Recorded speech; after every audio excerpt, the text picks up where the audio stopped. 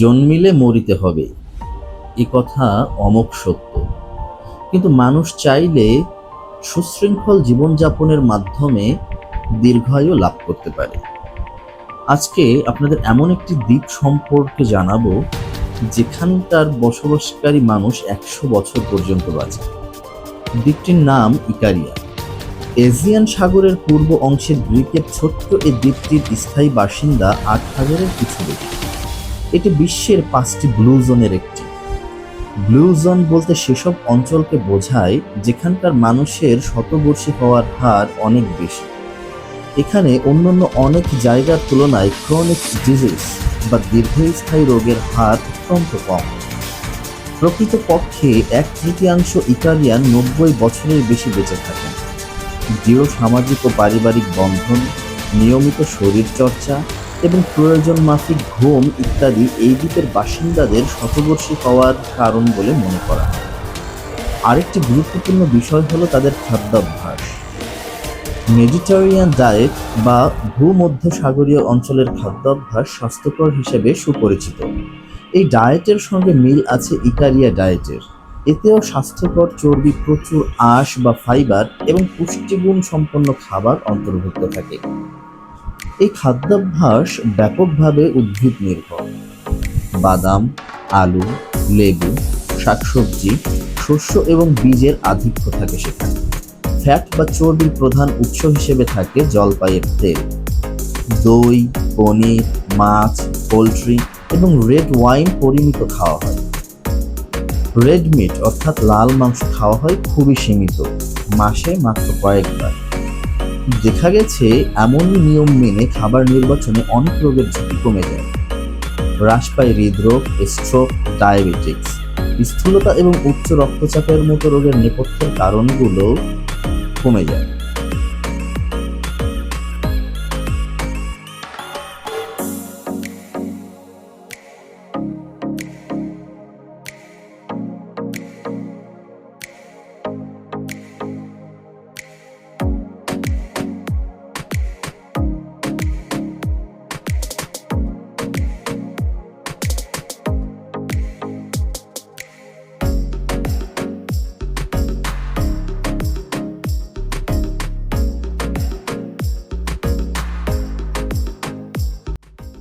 ডায়ান কোচিলাস নামে একজন Greek American chef সম্প্রতি একটি রান্নার বই লিখেছেন, নাম দ্য ইকারিয়া ওয়ে। শেফ ডায়ান কোচিলাস তার এই নতুন বইয়ে দ্বীপটির বাসিন্দাদের খাবারের আলোকে একটি প্ল্যান দিয়েছেন। যারা নিজেদের পাতে মেডিটেরিয়ান ঘরানা নিয়ে আসতে চান তাদের জন্যই পরামর্শ। বইটি ২টি প্রশ্নে আলোকপাত করে: কিভাবে মনকে কষ্ট না দিয়েও শরীরকে ভালো রাখা যায় এবং রান্নাটা কিভাবে করতে হবে। প্রশ্নগুলোর উত্তর তিনি খুঁজেছেন প্রশান্তি ও স্বস্তিদায়িনী দ্বীপটির সরল ও মৃদুগতির জীবনের অনুপ্রেরণা, যেখানে মানুষে মানুষে বন্ধন গড়ে ওঠে খাবার টেবিলকে কেন্দ্র করে। নানান রকম খাবারের কথা বলা হয়েছে বইয়ে। এতে দই, শসা এবং আখরোট স্যুপের মতো হালকা খাবার, স্ন্যাক্স, বড় বা মাঝারি লোক সমাগমের ডিনারের রেসিপি যেমন মিলবে, তেমনি পাওয়া যাবে পনিরে ভাজা পিচ এবং আরগোলা সালাদ, রেড ওয়াইনে ভাজা মশলাদার মটরশুঁটি, পেস্তা কিসমিসের পোলাওয়ের মতো পদ। আমেরিকাতে খুব দেখা যায় স্ট্রেস নিয়ে লোকে নিজের ক্ষতি করে। বেশিরভাগ সময় আমাদের মাথার ভিতরে কেবল এর অস্তিত্ব থাকে, চিন্তার ধরনের কারণে যা তীব্র হয়। তার বইয়ের লক্ষ্য মানুষ যেন নিজের যত্ন সম্পর্কে আরও সচেতন হয়। কোচিলাস দেখাতে চান খাবারও একটা ভালোবাসার নাম। রহস্য লুকিয়ে আছে সিম জাতীয় খাবারে। কোচিলাসদের আদি নিবাস ইকারিয়াতেই। এখনও বছরের অর্ধেক সময় এখানে কাটে তার। রান্নার বই লেখার পাশাপাশি রাষ্ট্রীয় সম্প্রচার মাধ্যম পিবিএসে মাই গ্রিক টেবিল নামে রান্নার অনুষ্ঠান উপস্থাপনা করেন তিনি। ইকারিয়াতে একটি রান্নার স্কুলও চালান কোচিলাস। ১০০টি প্লান্ট বেসড বা উদ্ভিদ উপাদানের রেসিপি নতুন রান্নার বইয়ে অন্তর্ভুক্ত করেছেন। রান্নার ক্লাস করাতে গিয়ে বইয়ে এগুলো ঢোকানোর কথা তার মাথায় আসে। তিনি লিখেছিলেন, মন্টানা থেকে ২জন অতিথি এসেছিলেন। ক্লাসের রান্নাঘরের কাউন্টারে বিস্ময় নিয়ে দাঁড়িয়েছিল তারা। বলেছিল তারা শুধু বাড়িতে দিনে ৩ বার মাংস খায় তাই নয়, কখনো কল্পনাও করেনি যে কেবল উদ্ভিদ ভিত্তিক উপাদান দিয়েও এত রান্না করা যায়।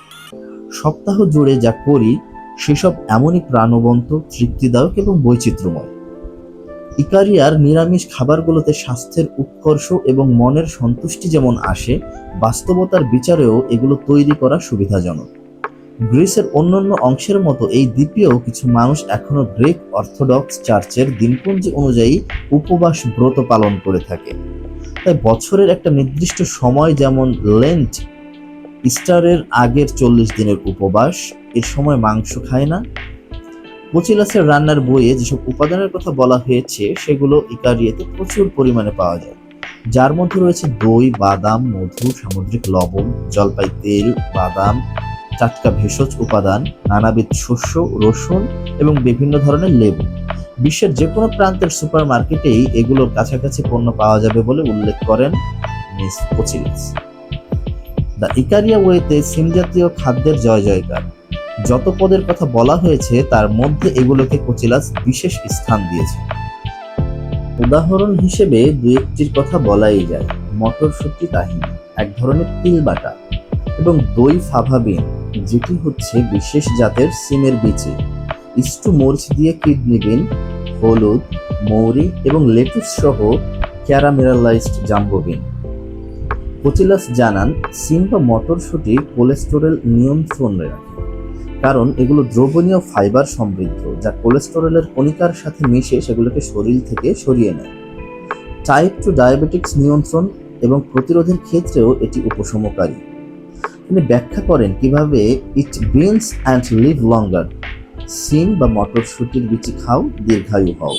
ব্লুজনের মতো খাদ্যাভ্যাসের প্রবক্তাদের জন্য এটি মন্ত্র হয়ে উঠেছে। কথাটি মূলত ড্যান বুয়েটনারের। তিনি ন্যাশনাল জিওগ্রাফির একজন কর্মী এবং দীর্ঘায়ু বিশেষজ্ঞ ছিলেন। তার দাবি, প্রতিদিন 1 কাপ পরিমাণ বিন একজন ব্যক্তির আয়ু 4 বছর পর্যন্ত বাড়িয়ে দিতে পারে। কেউ চাইলে যে কোনো জায়গায় ভালো বিন পাবেন, উল্লেখ করেছেন কোচিলাস। এটি স্যুপ, সালাদ বা প্রধান খাবারে বহুমুখী ব্যবহার করা যায় বলে বইটিতে এর বিভিন্ন রেসিপিও দিয়েছেন তিনি। বেগুন, টমেটো, ফেটা পনির, ভেড়া বা ছাগলের দুধ থেকে তৈরি গ্রিক পনির যেটাকে বলা হয়, সেটা দিয়ে হোয়াইট বিন স্টু রেসিপি সম্পর্কে কোচিলাস লিখেছেন, এই সাধারণ খাবারটি শাকসবজির সাথে বিন এবং ডাল দিয়ে করা অনেক গ্রিক রান্নার একটি। বাড়িতে কেউ করতে চাইলে রেসিপিটির জন্য টিনজাত বিন ব্যবহার করতে পারে। একটি পুষ্টিকর এবং সুষম খাবার পেয়ে যাবেন তারা। কেউ যখন ইকারিয়া ওয়েতে কোনো রেসিপি অনুসরণ করে খাবার বানাবেন, ওই বাক্যটিও হয়তো তাদের সম্ভাষণে ঠাঁই করে নেবে। আজকে এ পর্যন্তই। আমাদের চ্যানেলটি সাবস্ক্রাইব করতে ভুলবেন না। ধন্যবাদ।